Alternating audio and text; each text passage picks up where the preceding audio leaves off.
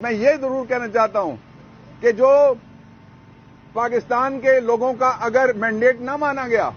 تو اس کے بعد کا انقلاب ہے وہ پھر سارے اس سے ڈریں گے، اس لیے کہ وہ کسی کے قابو میں نہیں رہے گا۔ بدامنی اور امن کے درمیان جو دیواریں چین ہے، بدامنی کو امن خراب کرنے کی طرف نہیں آنے دے رہی، اس کا نام بھی قیدی نمبر 804 ہے، اس کا نام پاکستان تحریک انصاف، اور وہ ہم ہیں جنہوں نے لوگوں کو یہ بات بتائی ہے اور لوگوں کو سمجھا رہے ہیں آج بھی کہ we believe in constitutional democracy in the country. ہم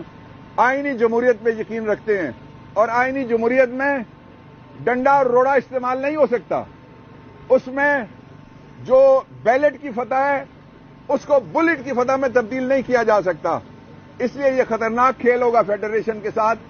اور یہ خطرناک کھیل ہوگا جس میں سے مائنس کیا جا رہا ہے مائنورٹیز کو۔ ابھی مجھے باہر مائنورٹیز کے بھی کچھ لوگ ملے ہیں،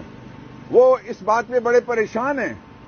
کہ ہم کس کے رابطہ کریں گے، کیوں ہمیں مائنورٹی کی سیٹوں سے محروم کیا جا رہا ہے۔ میں مطالبہ کرتا ہوں پاکستان تحریک انصاف کی طرف سے کہ ہاؤسز مکمل کیے جائیں، اور اس کے بعد جو ڈرامہ آپ نے رچانا ہے اس ڈرامے میں بھی آپ کو ناکامی ہوگی۔ جب تک عمران خان جو اس وقت پاکستان کی، میں پھر مطالبہ کرتا ہوں، کل بھی میں نے کہا تھا کسی جگہ کہ الیکشن کمیشن فوری طور پہ قوم کو بتائے کہ کس پارٹی کو کتنی ووٹیں پڑی ہیں۔ جس کو پورے پاکستان سے 15 سیٹیں ایکچولی نہیں ملی، آل شریف وہ وزیر اعظم بنے گا، 54 سیٹوں والے کے پاس پریزیڈنٹ ہاؤس چلا جائے گا، اور جن کے پاس کچھ بھی نہیں ہے وہ سارے اقتدار اور اختیار کے سوتوں پہ بیٹھ جائیں گے۔ یہ پاکستان کے عوام کی مینڈیٹ کی نہیں، اجتماعی شعور کی توہین ہے، اور یہ پاکستان کی تاریخ کی سب سے بڑی شرپسندی ہے۔ باقی شرپسندی کسی نے کسی جگہ نعرہ مار دیا، وہ اتنی خطرناک نہیں ہوتی معاشرے کے لیے اور ملک کے لیے اور پاکستان کے مستقبل کی، جتنی کسی نے آ کے کسی جگہ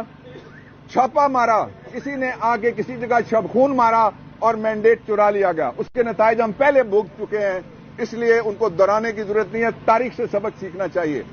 اور میں الیکشن کمیشن سے مطالبہ کرتا ہوں کہ آپ وہ حلقے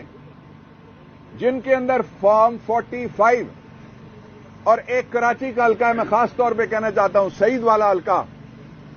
اس کے اندر ہم الیکشن کمیشن میں یہ درخواست لا رہے ہیں کہ آپ اس کا فورینزک آڈٹ کروائیں، کیونکہ جو ریٹرننگ آفیسر ہے اس نے بڑی خوفناک رپورٹ دی ہے، اور اس کا بھی فوری طور پہ نوٹس لے الیکشن کمیشن۔ جو ایم کیو ایم کے ایک لیڈر صاحب نے کہا ہے کہ فلاں کی